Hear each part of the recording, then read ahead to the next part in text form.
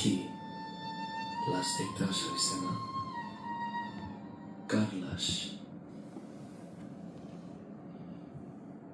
হোসেনের? এখন আর কানলেও হোসেনকে পাওয়া যাইব না।